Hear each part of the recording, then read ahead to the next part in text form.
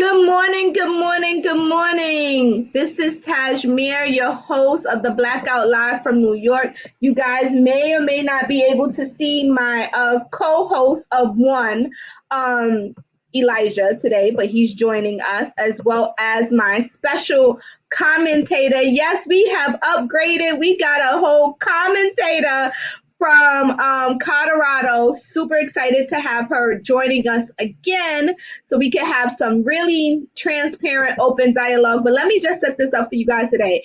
This is the Blackout Live from New York with me, your host, Tajmir. The purpose of this segment is to celebrate Black folks across the diaspora and to have open dialogue about Black economics, how we reimagine trends in business, and exploring the magic that we have. Today, I have my commutator, Kenyatta S. Rose, founder of Six Gen Venture Studio, and we're going to be discussing a couple of things. Like, let me just bring her up here. Hold on before we get into it. Hey, Kenyatta, how are you? Hey, my sister friend, how are you? Hey, I'm good. Eli. I'm good. Hey, Eli, say hi to Auntie Kenyatta. Oh, he's into his little show Let me that's sit back playing in because I know I the can be comfortable with you. But thank you so much for joining us. I know you woke up super early. I got you up early on a Saturday morning. So thank you so much for You're whipping me in the joining cake. joining today. Let's have some fun with it. So I'm gonna let you go with it because we were in the green room, which is why we were a couple minutes late, chopping it up, and I had to remember, oh shoot, let's get on air. So I'm gonna let you take it off. What do you want to talk about today? This is your home today. Yeah, I mean, I think I'll segue it. Excuse me. I think I'll segue it by just like talking about what my current experiences that I'm navigating through, as you put it. I'm going to start using that, not going through, but navigating. I'm gonna start using that. Mm-hmm. Yeah, pretty much. I was telling you, like, I know that the conversation is going into cryptocurrency, NFTs, and the metaverse. And I think that those things are important. I think that they're inevitable. But for Black people, I'm afraid that the conversation, the focus is going to veer too far away from the importance of investing in real estate. Not just owning your own home, number one, owning where you live, and investing in real estate. Like, I think the conversation is going to veer too far away from that.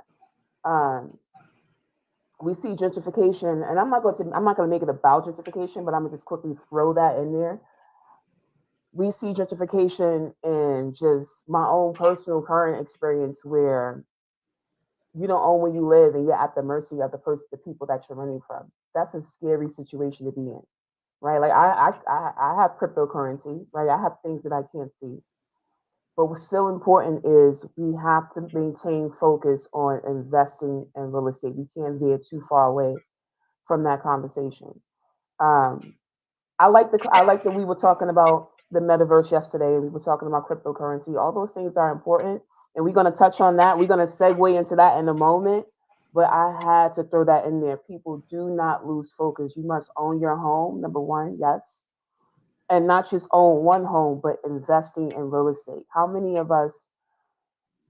I rarely hear people talking about the next thing I'm focusing on now. Not as like a career, but just a personal thing that I want to do is securitization of land and real estate. How many of us are having conversations about you can securitize anything? This NFT, what is NFT? The simplest way to explain an NFT or cryptocurrency is they've taken something and they've securitized it. Securitizing meaning they've taken it, they are backing it with something. Art is being backed and it's being chopped up into little pieces that you can sell. So, and we'll talk about that. But I rarely hear us having conversations like that. Like I don't hear us having conversations about coming together to purchase a building. I don't hear us having conversations about securitizing. Okay, we don't have the money to do it, but you know what? We can put together a fund to do it, to purchase it. I see it happening with Tulsa Real Estate Fund. I'm not an active investor in the fund, but I do like what what he did with it. But we got to elevate the conversation. We too often are bandwagon people. We got to start pioneering conversations. Every time I talk to somebody, all right, you're having conversations about blockchain and NFT and cryptocurrency. And I hear the conversations with, I'm not going to name any platforms because I'm not here to drag anybody. But the conversation is always bandwagon conversations. It's never us pioneering. What are we pioneering? Okay, you're investing in a token. How about Don Dixon? You tokenize the shares in your company. How about that? Don Dixon is the only black person that I know that has tokenized equity in her company. No other black person has done that since. But we're talking about buying cryptocurrency. It's like what she said. It's not just the currency itself or tokenization. It's about the technology behind it. Blockchain. There's art on blockchain, right? It can't just be us talking about buying the tokens. We have to start saying, how do we utilize the blockchain technology to grow our own company? We got to start having pioneering conversations. I'm tired of, I don't even want to talk to black people about any of these things because every time I talk to them, it's a conversation. It's a bandwagon conversation. What tokens you invested in? What cryptocurrency you invested? How about what are you working on it? Are you creating any cryptocurrency? How about that? Talk to me about that. That's my rant. That's my story, and I'm sticking to it. Well, I think so. To give the viewers some backdrop, we had a conversation yesterday around, as Kenyatta said, cryptocurrency, the multiverse. My little two piece, my 2 cents is that I think people are being lulled to sleep in something that they don't quite understand, right?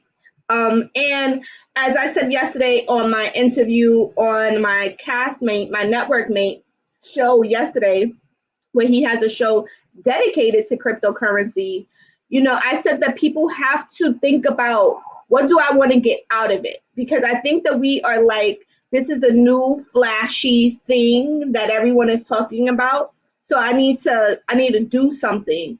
But I don't know if people are critically thinking about what it is that why are they doing what they're doing, right? It's like, I'm gonna just buy this because so and so put it on a podcast and it seems super cool, and I think I could be a millionaire. But And one should, right? Like money is meant to work for you and grow. Yeah. but I think that we have to stop waiting for someone to tell us what to do, and we have to start thinking about, what do we want to do for ourselves, right? And I think that that's a little bit harder to do. And so then when we were talking about the multiverse, I was like, I think that we are blurring the lines between reality and fantasy.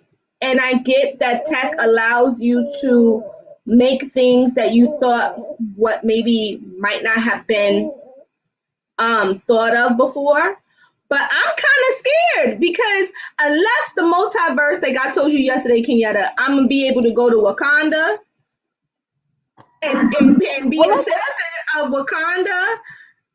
I don't know why I would be in the multiverse. I want to be Wakanda. I want to be like a citizen of America and a citizen of Wakanda. Can that happen?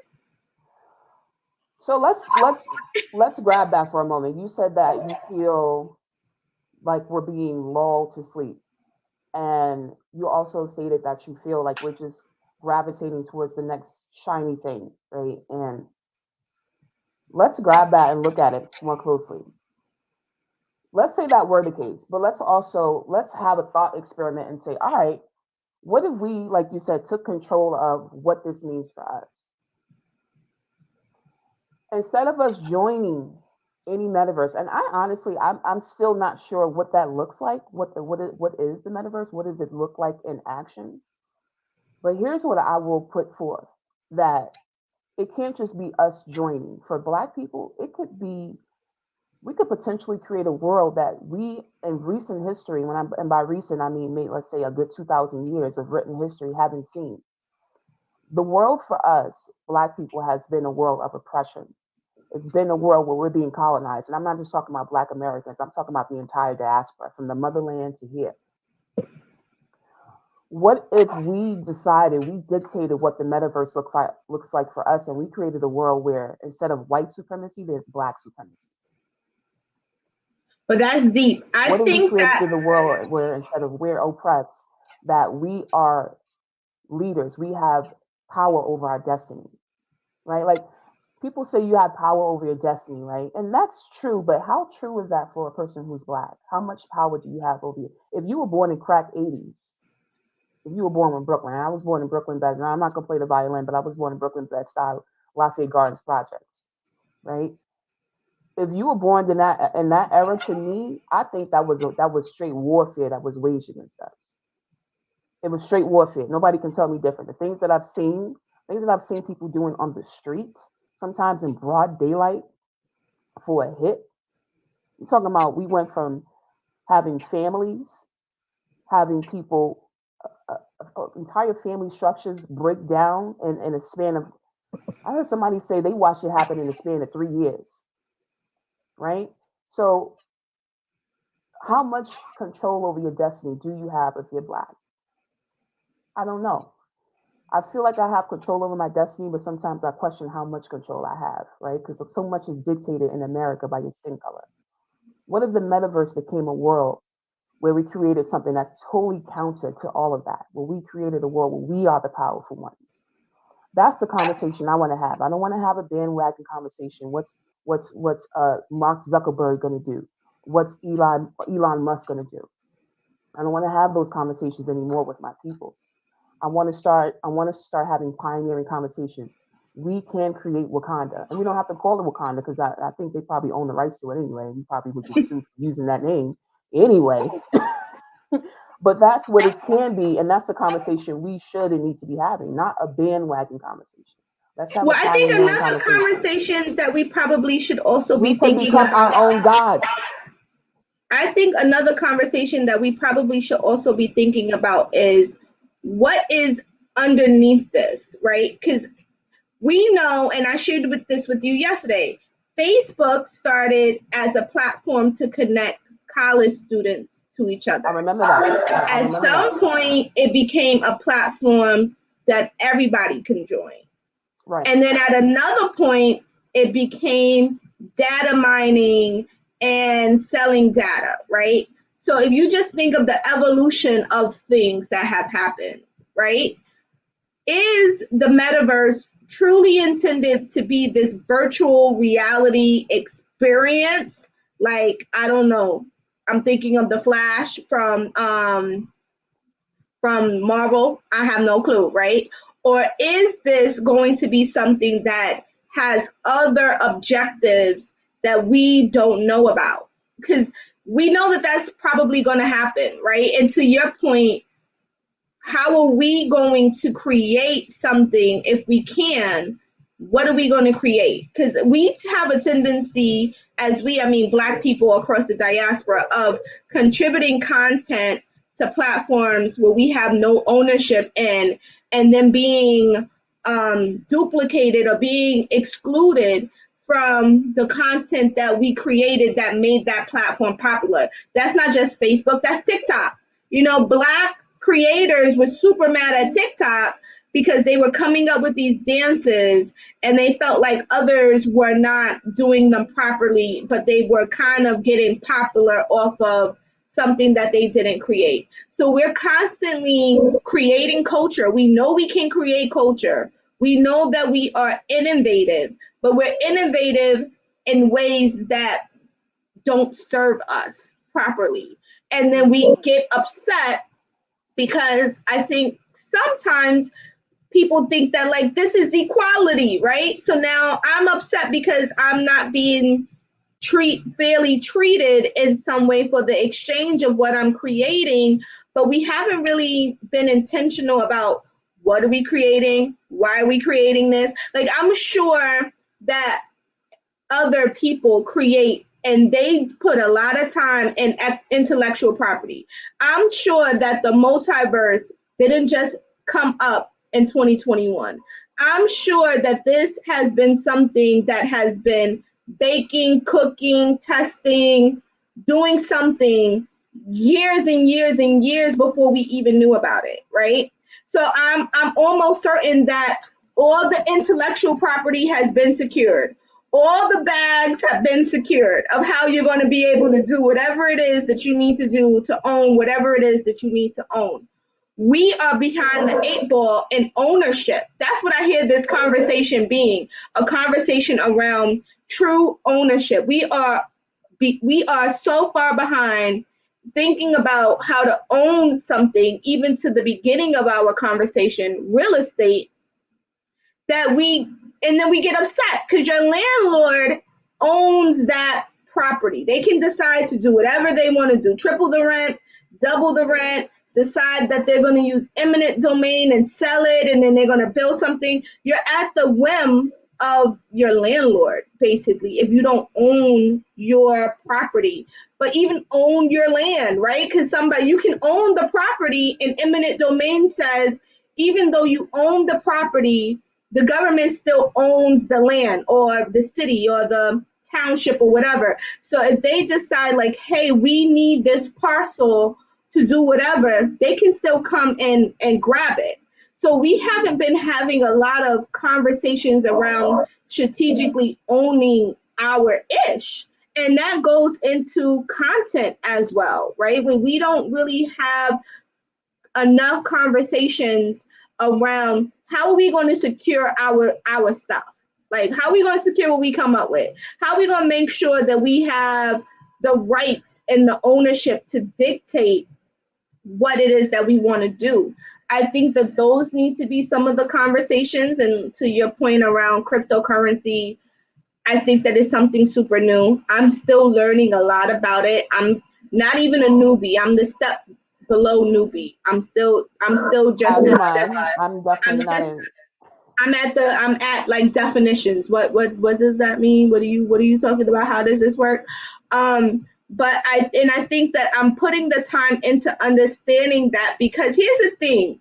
When you understand how something works, it does not matter all the different reiterations of that thing, right? Because you understand intimately how this thing works. So no matter how somebody changes it, upgrades it, or whatever, you understand at a very intimate level what went into creating that.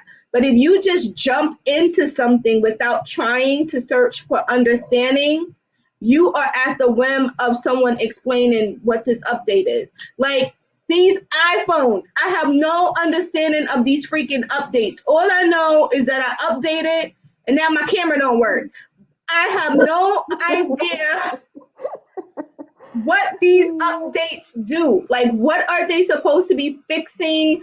I have no clue what is happening. My phone just tells me to do this update. I do the update, and then sometimes the phone still works. Sometimes the phone is like glitchy. The phone might be telling me, hey girl, you need a new updated iPhone. I don't know what's happening, but I don't understand that, right? And I'm coming from this because I had a previous job where I had to help build an app. Now, I am not an app developer. I'm not somebody from a STEM background, but going through the exercise to intimately knowing how the coding is happening, every time the app developer made an update, I understood what was happening. I didn't understand all the coding that was in the background. I didn't understand how all this stuff was coming together, but I definitely understood the fundamentals of how it was working, right? Like it is created to do this and this and this function. So because I understood that at an intimate level, it didn't matter what updates this app developer did, because I was always going back to like the bare bones before it used to do this, and this. Not sure why it's not doing this. Something isn't working, and then troubleshooting from there. I think we have to have that kind of understanding with all this new stuff that's coming out, because if not, who's giving us the information? Who controls the information for our understanding? It's not us. We getting the information from like a third, fourth, fifth party, or someone else's interpretation of how cryptocurrency and blockchain work. That's just what it is. So what if the people decide blockchain gonna work different tomorrow? What if they did? They could? What if they just said we did a major update to this infrastructure and now blockchain works differently, and you have no understanding of what the hell blockchain was supposed to be doing, but you invested. What do you do?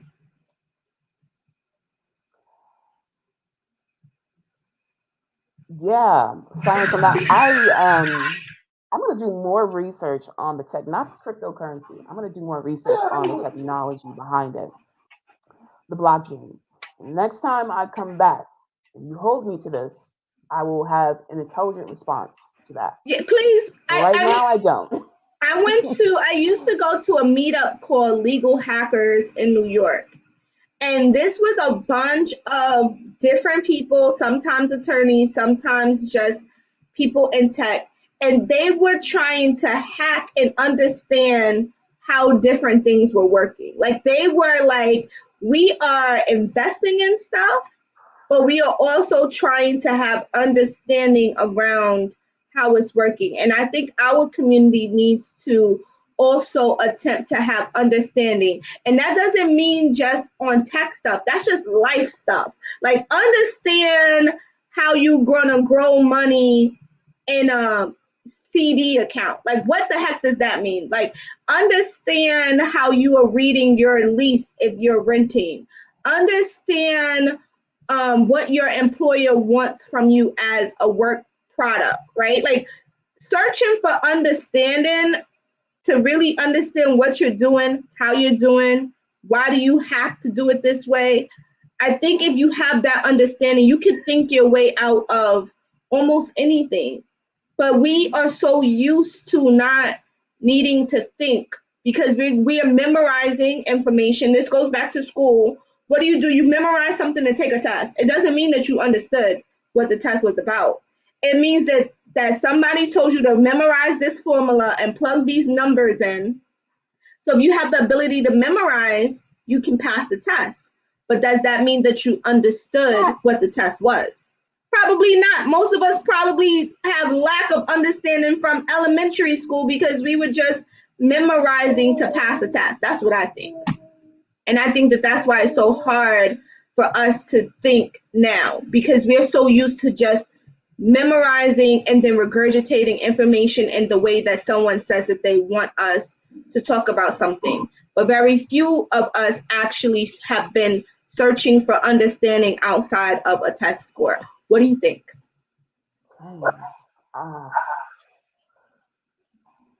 Tasemere, that was so powerful. I can literally feel synapsi and this part of my brain firing off. And I hadn't felt that part active in a very long time.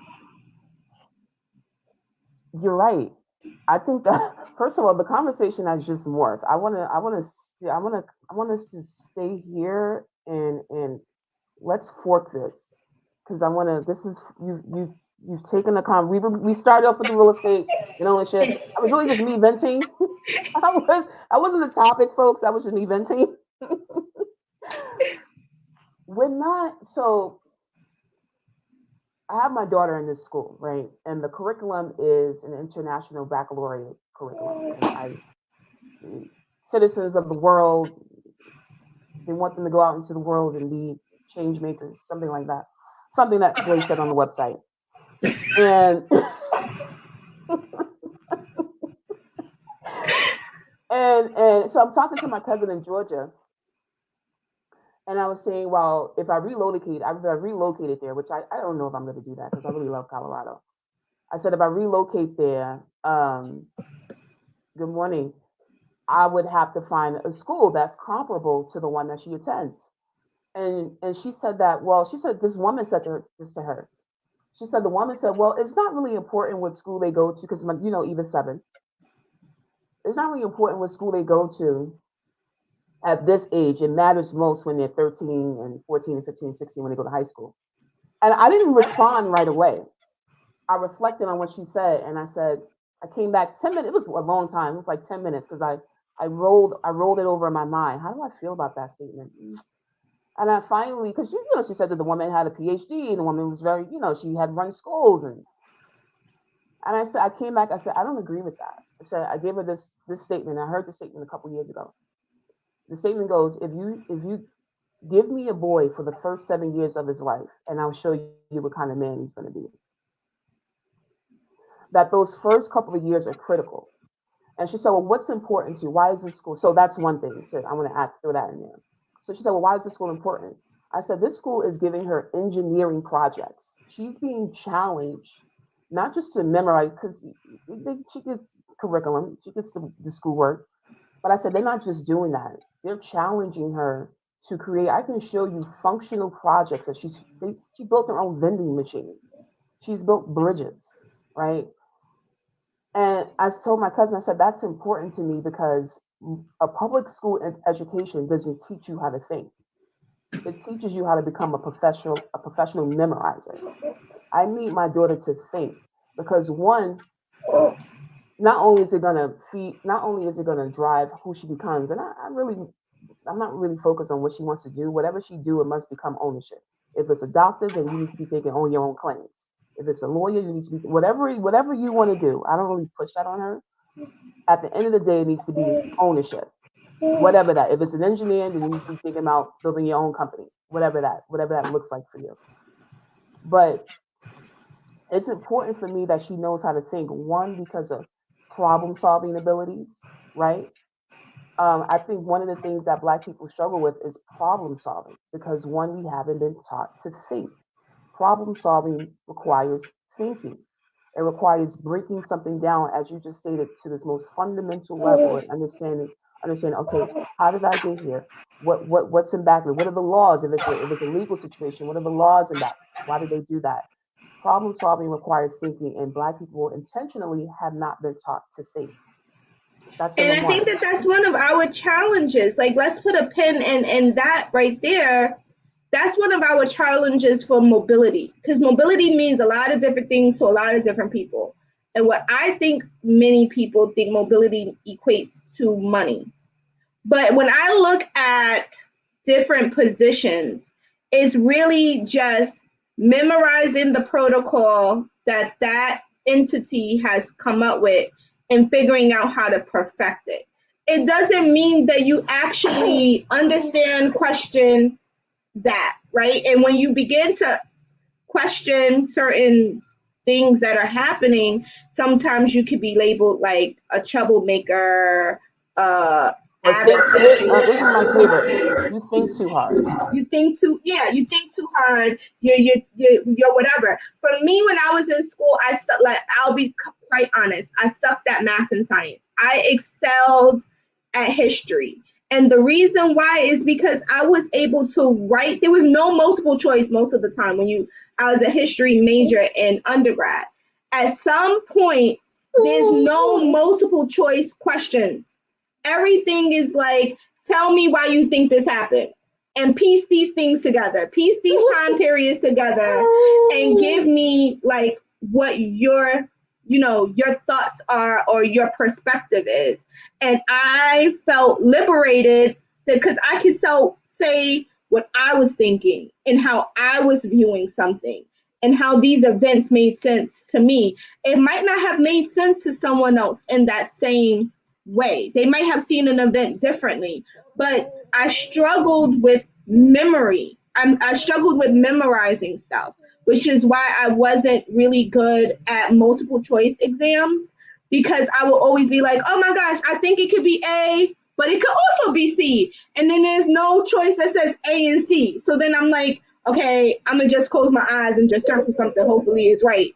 But when I had to like write down my thoughts, I always did well. Like if I could explain, like I wanted math to be something for me to explain why I put the 3 in that place. What had me think that the 3 went there? But you're not able to explain that when I was doing math. So it's just like if you get the formula wrong and you plug the numbers in wrong, then your answer is going to be wrong. But I wanted to explain why I thought my answer was right, because I thought I was supposed to put this here. And I don't know where that came from. And maybe it was from teaching from home. Maybe my mom was like my mom was my mom is someone that wants to know what you think. She doesn't really care whether your conclusion is different than her conclusion. She wants to know how you got there, right? So, how did you get to doing this to do Well, that? I think, and that's going to bring me into the second thing I want to say. When you say, how was your mind wired that way? I think, and I'm no scientist, but I think partially you came into that world with your brain, your mind designed that way. Mm. Let me explain what I mean. So the second thing that I was saying, why it's important to me that I send Eva into an environment where she's being encouraged and challenged to think, is because everything that we do today is going to impact the next generations, right? Like we say, epigenetic coding. Trauma talks about how trauma is stored up in the DNA, right? I think about the Jews. I think I heard somebody say this recently. One of the reasons why they've been so successful, no matter what, is because throughout the generations, they've they've been telling themselves, training themselves to think that they can be successful at whatever they do. That gets transferred into the DNA, right? Mm-hmm. Everything that we do today, everything that you teach, so you're rewiring Eli's mind. You're teaching him new things that you haven't been taught, right? That's all being stored up in his DNA. He's going to then teach his children, right? He'll probably see things that you didn't know, that you didn't maybe teach him, right? That he'll learn. He'll he'll teach his children, and that will in turn be encoded in their DNA, right? So perhaps, let me just say, perhaps your mother, your father, they gave you whatever they have going on in their DNA. They gave you that kind of mind, right? Um, Eva is she's more artistic than I am. I'm a thinker. I like math and science. I love numbers, right? That's my thing. But everything that we do is being stored up in the DNA. Everything that we do is being stored up in our DNA, and we are literally rewiring our minds. So you say that you're not a you're not a memorize, you're not good at memorization, right? He may come out to be either good at it or bad at it, but his mind is going to be more intelligent than yours in many ways. So your mind came out Of that way course. simply. Let Your me mind tell came out you. that way simply because that's just the way you came into the world with it, wired that way. Let me tell you, Elijah, since he was baking in the oven, well, even before baking in the oven, I had this crazy idea before I got pregnant because Elijah was a planned pregnancy, right? So before I did that, I was already thinking about what I wanted this person to be like. Mm. I don't know where that came from. I don't know how that came to be. I wrote a But business plan for Eva. I wrote a whole parenting plan for her, but like her whole life. I was thinking like, okay, what qualities would I want this person to have? What would like not the things that I would want him to do per se, but the qualities that I would want him to have. How do I see myself as a parent? This was before I was even really a parent, right? But then when he was Before baking you got pregnant. yeah, when he was baking and cooking, I was working at a lot of different kind of projects for entrepreneurs and invested in a lot of black centric stuff, right? Like kind of like what we're doing here on blackusa.news, like talking about how do we elevate the community of black people. And so now when black folks are on the television, like PBS, Eli is tuned in. He's like, wait, Wow. what's happening? Right. So I definitely see that like my interest and what I chose to put in front of him, even when he was on the inside, as I call it, is starting to translate into different things now. So I'm super excited to see how what he does as he grows. Super disappointed that he said the word cake and not mama the other day. So I was like, My what? man's a foodie. What are you talking about? What are you talking about? Well, how could you say cake? But to also back up, my nephew is super STEM focused, but he's also very business focused. And the reason for that is because kids emulate what they see you do, right? And so since he was 3, I have been an entrepreneur. And so now he knows no other world outside of all of the people in his orbit work for themselves. So it's natural for him to say, like, I'm also going to be an entrepreneur now because I don't know anything else. This is just what everybody around me does. I don't know anything else. So I think that it's also like teaching happens in school, definitely. Most of But it happens in life, I think and you're teaching saying with your happens in family. life. Teaching happens with your parents, right? And so at some point, it's also up to us to decide and discern what information we're going to make available and what kind of person we want this person to be. And I think that sometimes when people don't invest in that, and that's not an age thing of thinking about what you want this person to be, because we always put everything on the youth, right? Everything is like the youth is going to build a better tomorrow. The youth is going to do this. The youth is going to do that. At some point, we were the youth, right? We were the people that people were looking at like, this is going to be the generation that's going to do this. This is going to be the generation that's going to do that.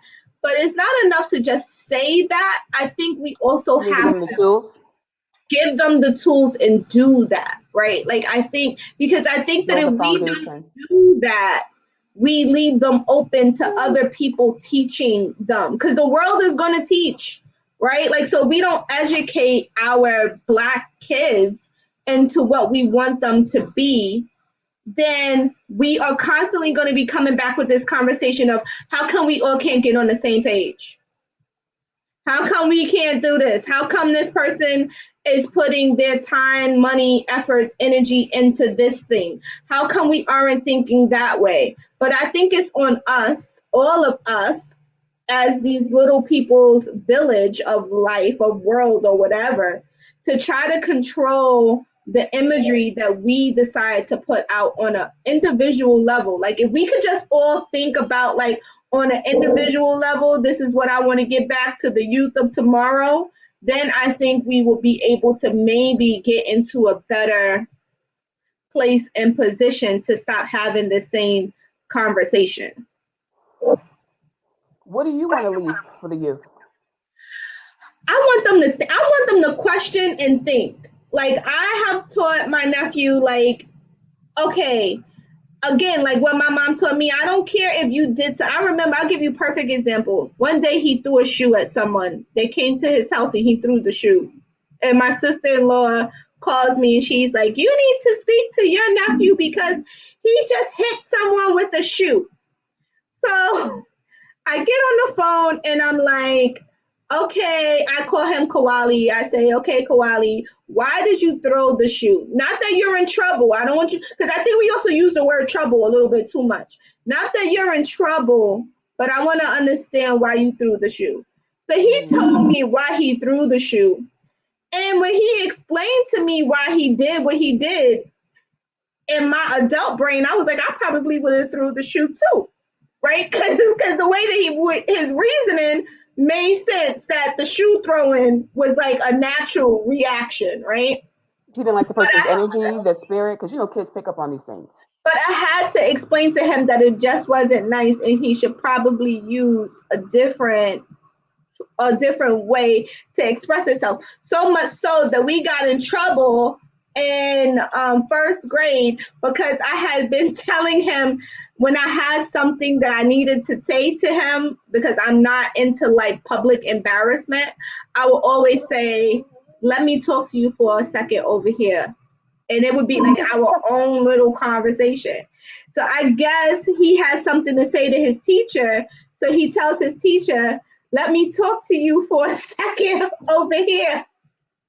Now, the teacher wasn't equipped with that was the language that we had gave him, right? Because this is all that he knew is like, okay, you do something, I need to talk to you over here on the side for a moment. She wasn't equipped with that was the language that we had given him. So she saw that as him being rude.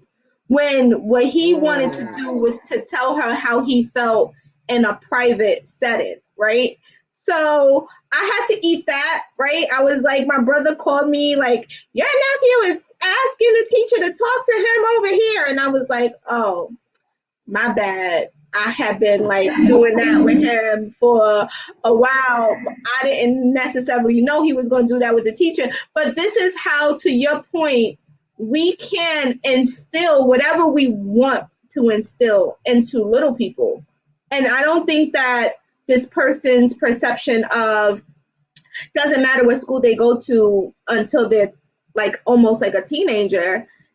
I think that that's totally off because what happens if they don't get the fundamentals, elementary school, middle school, and you're only concerned about like high school, college, they might not even be able to get into that school for high school, or they might not be able to get into that school for college. And if they did, they would be lost because in my opinion, education builds on fundamentals. If you don't understand 1 + 1 is 2, then when you get to multiplication, you won't be able to get that. And then when you get to algebra, you won't be able to get, because something was missing from the beginning, right? So, as you build on certain theories, going backwards sometimes is harder to do and a little frustrating, which is why it's easier to mold people when they're younger. So I don't understand where that thought process came from.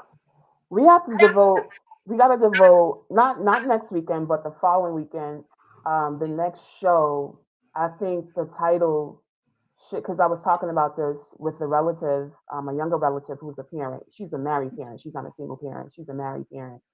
How can Black people parent differently to mold a better, I don't want to say a better generation, but a different generation of Black people? How can we parent differently? That's a loaded question because that I have views that I don't think should be aired on TV. Give me, okay, before we go, you give me one and I'll give you one. How about that? And okay, that will set up. I think we should do a show on that. So one unpopular view that I have seen a lot of people do is this whole idea of I'm not going to spank my kids. That is like something that's contrary to me. I think there is a difference between spanking and abuse. I think discipline is in the middle of that, right? And sometimes I think that a well-placed ass whooping course corrects a lot of stuff in the very beginning, right? Now, I think that you have to determine whether that's the right thing for your kid or not, because certain kids don't respond to certain things the same way. But this whole notion of I'm never going to discipline my kids by way of spanking, I think is asinine to me. That's my personal opinion. I'm not saying give your kid a black eye and beat them up, right? But I do think that there is a healthy fear that children should have of their parents. Because I think like if you don't have that, I think that when you become a teenager, when your kids become teenagers and really testy and really challenging, and you've been like, this is my BFF and my best friend, and they take that like I'm going to talk to you like you my homegirl on the street, then you're kind of like, wait, what happened? But you never disciplined before. So then how do you discipline a 15-year-old if you've never disciplined them before? I don't know if speaking from personal experience, because I got my ass was as a zip. My mother overdid it. I didn't, for the kind of personality that like Eva doesn't need ass whippings because her personality is very gentle. She's a very gentle spirit. So she doesn't need that. So probably like a stern yelling would equate for that. But I just think that sometimes that's my contrary belief. I just think that like sometimes depending on the kid and the circumstance. Elijah has been on timeout. He's only 10 months. I think I put him on timeout at like five No, some form of months. discipline is And he had necessary. to like stand and face the wall. He couldn't even stand. So I'm like holding him there, telling him he can't play for 1 minute because he needs to think about what he did and how that wasn't right. Now, my mom thought it was completely hilarious that he was on timeout at 5 months. But I was like, listen, I gotta maintain some kind of control because I'm small and my voice is small. And if I don't assert myself as an authority, that he can know that like I'm not another baby that he's playing with, I'm gonna be getting beat up. And I can't walk around getting beat up by a kid, my kid. That can't happen. So I was like, I have to be strategic around how do I let him know the power dynamics that are at play here. And so maybe it's not spanking, but more so power dynamics have to be part of the conversation when you're raising children. And I think that that's one thing that I would say I have seen people around my age have gotten out of the power dynamics and more into like, we're on the same level. And I just don't know how to be on the same level with the kid. I can empathize, I can understand your thought process, but I like to keep it that I am an authority figure to you. And because of my authority, I have a certain level of respect that is dictated and demanded. And I'm going to respect you back, but it's not the same thing. It's not this whole like, I'm not like Elijah. I'm not 10 months, right? Like he has to listen to what I tell him, but he also has to listen to other authority figures that I place in his life as well.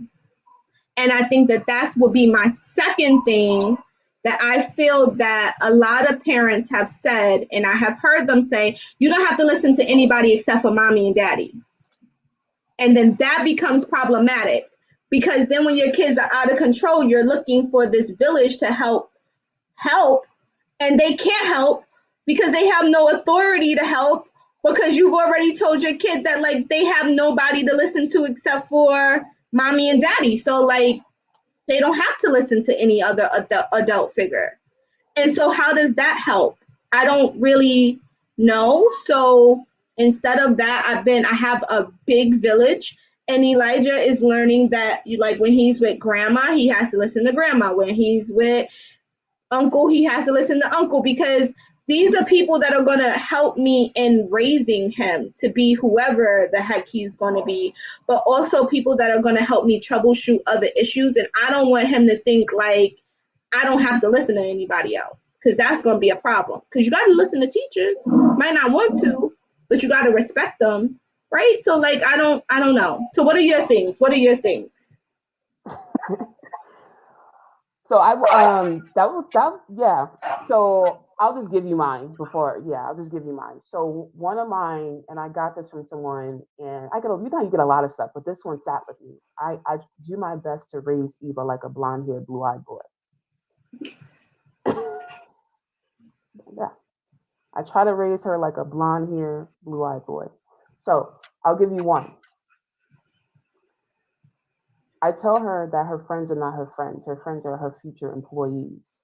And it's her job to always be assessing what their skill sets and abilities are so that she'll know what position to put them in. I love it. I need that. We gonna have to have a debrief after this. I need that. I need that one. How is that working? Is that working or not? It's hard to tell. It's going to take some time to see what the results are. It's going to take some time. I really don't. I find that sometimes she does use the F word, and every once in a while I'll course correct. Every once in a while, I try not to do it too often because she knows that I'm trying to undo some of the things that were done to me, and she's like, you know. So we'll see. That one, some things that you give your kids, you won't see the results right away. You will only see it when they become adults. Well, you have to keep me updated. You got to keep me updated on that one. That one is an interesting one. I'm reading this book called the Fear Fighter Manual, and in the book it talks about some white dudes that purchased a mountain. Did you even know you could buy a mountain? Didn't even know it. But they purchased a mountain, but it was talking about it from the perspective of sometimes white men live a life of no fear. So they think everything is possible. Like, why can't I not own this? Wait, say that again. You froze. Repeat that. You said sometimes what? Sometimes white men live a life without fear of doing No, something. not sometimes. All the time. So they never they never thought that it was impossible not to own a mountain. They were like, yeah, I want to own this mountain. And whoever thinks about owning a mountain, I didn't even know a mountain was something that you could own. I thought it was nature. I thought nature owned the mountain. I didn't even know you could own the mountain. They're colonizing space next. There's no limits for white men. They colonize Earth. They'll be colonizing planets very soon. They own a mountain, a group of them. So it was like, how can I be that bold, right? I thought nature owned the mountain. I'm still like, who do you negotiate with to put the price tag on the mountain? I'm gonna give you another one. I'm gonna give you another one. I don't tell her no. She asked me for something, I don't tell her no. Instead, I say we compromise. And I say you can negotiate with me and we can come up with something. But I never tell her no. So how is her negotiation skills? She's getting good. She's getting really good. There's times when I'm like, dang, you like that one down. That was a good one. No, I don't tell her. Let's come up with a solution. Do you find that when she's negotiating with you, do you think that she crosses a line, or do you think that she still understands that you are an authority? She's very respectful. Like if you ask Eva if she wants a piece of candy, she'll look to me first. You know, some kids will be like, sure. Anytime somebody offers her something, because I've told her respect adults, but I've also said because of my experiences, a lot of people in the Black tribe have been taken advantage of by adults. I'm one of those people. So unfortunately, I've had to say to her, listen, you respect adults, but within reason. If you think a motherfucker is off, then you don't have to.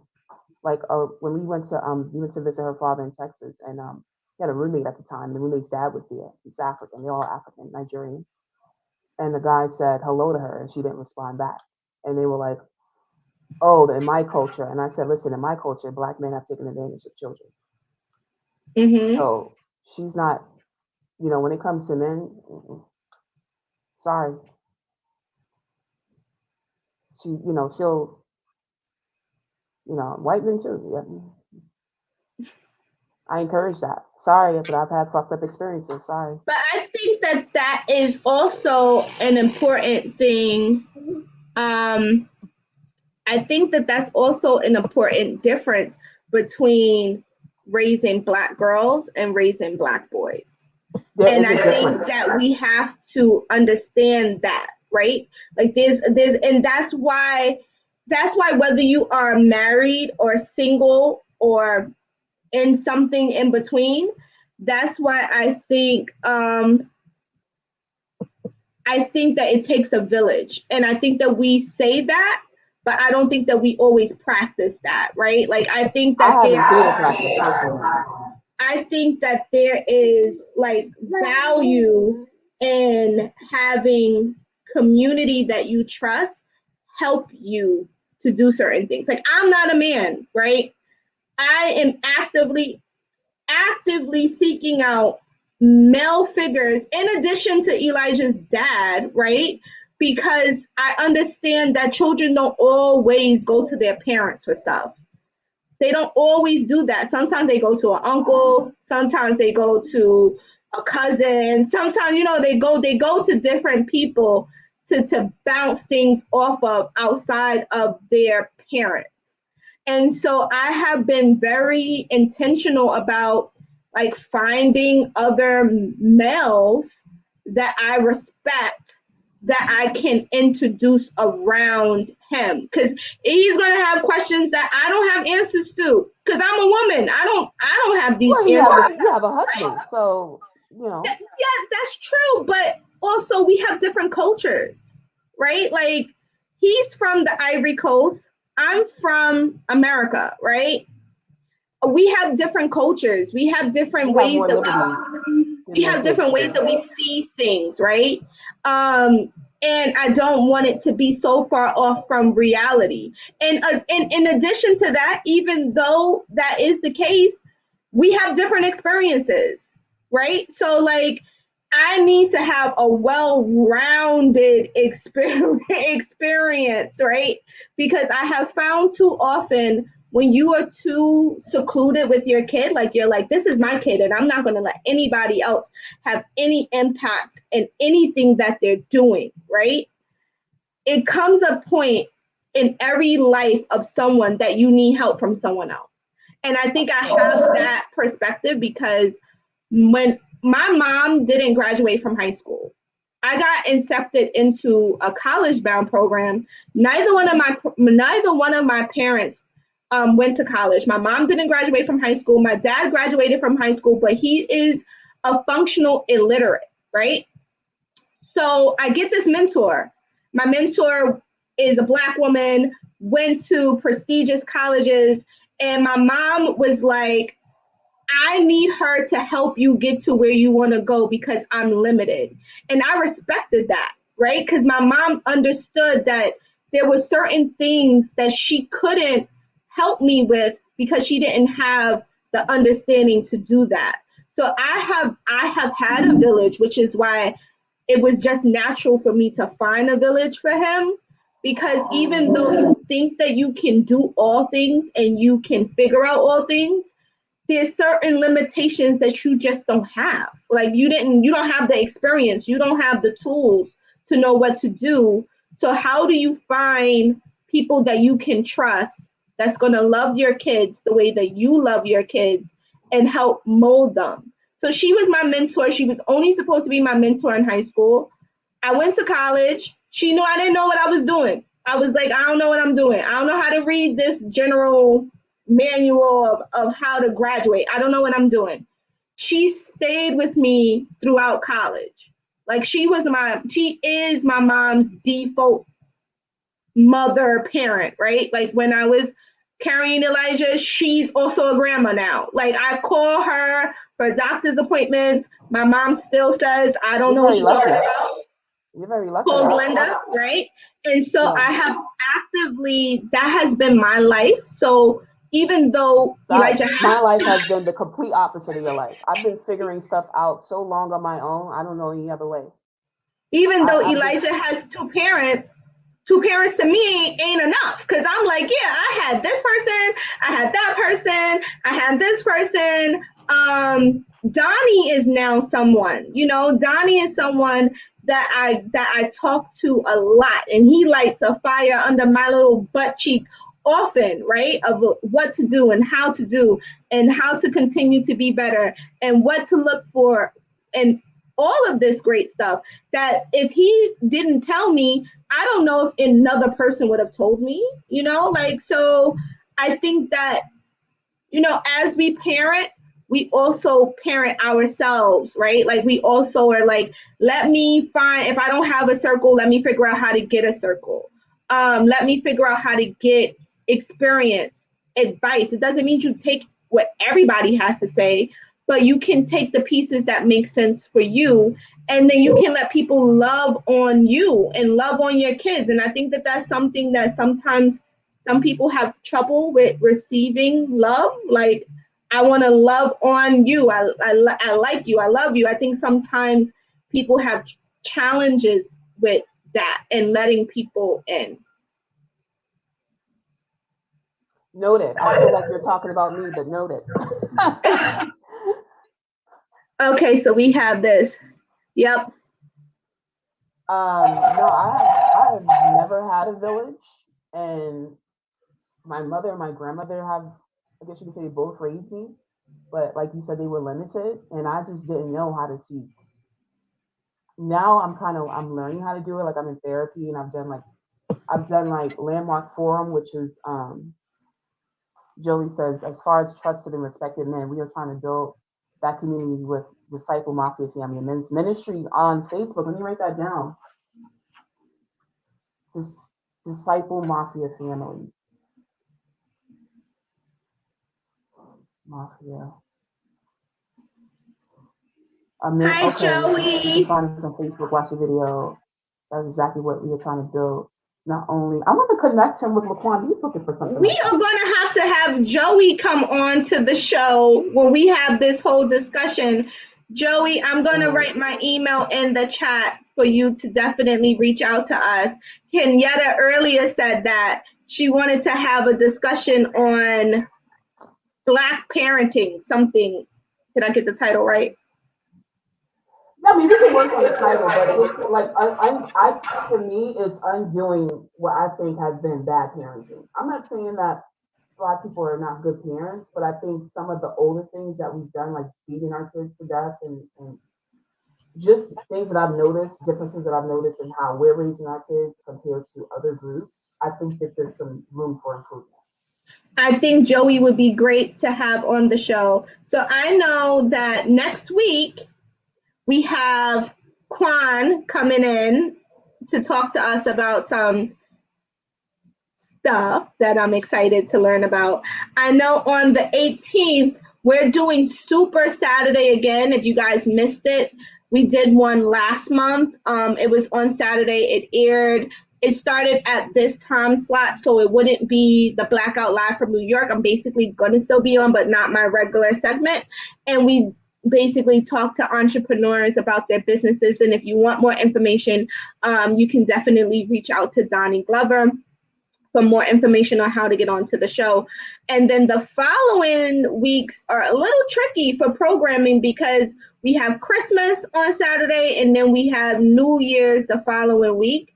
So I'm not sure if people are going to want to tune in on Christmas to Blackout Live from New York or on New Year's Day, but definitely would love to have different perspectives on parenting, because maybe it does start there, right? Like when we're talking about youth, we wait for the youth to be middle school, high school folks. Do we do it at this age, like Elijah's like 10 months, right? And then how do we have this conversation and this dialogue?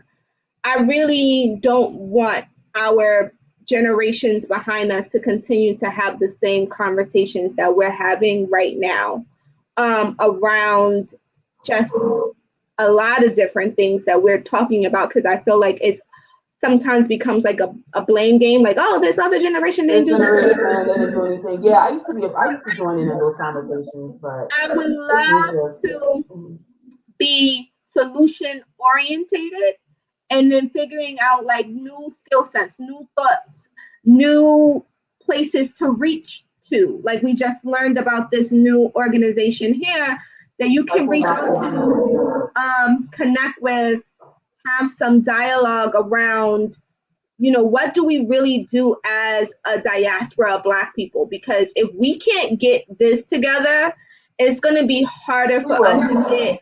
It's going to be harder for us to get the economics together, right? Because you brought up buying a building together, but if we can't figure out how to communicate with each other, how do we come together to purchase something like that? How do we work together? How do we collaborate? How do we get on the same page? One of the things why other groups seem like they're a little bit more ahead is because everybody buys into the same dialogue, right? Everybody is going to say this thing, right? I don't know if they have a convention. I don't know what's happening, but it's some kind of like we're all on the same page that we all need this. And if somebody does this to one of us, they do it to all of us, and we're all going to stand up and we're all going to do this. I don't know how the heck that happens, how to make that happen, but maybe we can start dissecting a little bit of that here. Dave Chap, I also did an interview with him. He's also on our network. He has a show on Monday nights. He gave me something that was so simple a few weeks ago, which was like ask people their names. Like the way to start respecting people is to ask them their name, right? Oftentimes we don't spend a lot of time wanting to know people's names, right? And so I would take a step further and say memorize their names. And I was like, that is so simple, but how, like, I've often forgotten to ask someone their name, and then trying to get the name right, because I'm always tongue tied for some reason. It's like, okay, keep saying it to me until I get it right. But I think that like having dialogue like this helps us really figure out how to ultimately get to this economic piece, because we have so much to do within ourselves and That's why our. I applaud you for the show. I think it's a wonderful platform, and yeah, thank you for having me. Thank you so much, Kenyatta, for joining. You guys should know that I have had to convince Kenyatta to come back on as a commentator. In the beginning, she's like, "Your show? You want me on the show?" And then I was like, "Okay, Kenyatta, come back." So now I have Kenyatta here once a month. I think this month is going to be twice a month. So excited about it, to continue these dialogues and these. What happened? It's very fair. I've been in a predominantly white state, and I haven't really established my network here, and it's been very therapeutic. Come on and join the blackusa.news. I gotta get my blackness, man. I gotta get my black shot. Well, girl, whenever you need it, it's here, because we have programming every day, Monday through Sunday, usually at 7 Eastern. I know that that's 2 hours up for you because you're in Colorado, but and then on Sunday, I know that Michael Haney has a show that's at like 6 p.m. Eastern, I believe. But yeah, but definitely you could drop by. Donnie Glover has his show 10 a.m. on Tuesday mornings. You could get what you need. Subscribe. You could definitely go back and read, look, listen, connect with everybody. Everybody's so friendly, so open. Everybody has different types of shows. But I would love to have you guys back. Michael, I have not forgotten about you. We are scheduling you to come onto the show as well, so we could talk. I'm excited. I'm excited that we're getting Black folks together to share what we are doing. I'm so excited about it. I'm so excited to learn about what's happening in other cities, challenges that people are having, because your challenges are also our challenges. We can't get this thing right if we don't figure out how to drag everybody along with us. Well, let me just say before you close out, I love Black people. I'm just going to put that out into the universe because I feel like I'm probably not putting that out there enough. I love you guys, especially Black Americans. You guys are special. And it's going to take a long time. It's going to take a couple hundred years, but eventually we're going to get this thing together. So yes, this has been Tasemere, your host of the Blackout Live from New York, here every Saturday, 10:15 Eastern. Sometimes you will see my commutator, Kenyatta S. Rose, at least once a month. We're going to be dissecting things that are just happening in the Black community, and all things all should lead back to Black economics, because we need to figure out how we survive in these cold, cruel worlds that we live in across the diaspora of Blackness. We all have to figure out how we get together and build each other up and problem solve, troubleshoot different things that are coming up. Joey, I'm excited to connect with you. I put my email in the chat. Michael, I have not forgotten about you. We definitely have to schedule a time to have you on. Next week, we will have Kenyatta and Quan, who I just met through Kenyatta, but have heard a lot about him. Super excited to have him on the show, introducing him to you guys and just continuing the dialogue. Until then, see you later. Be well.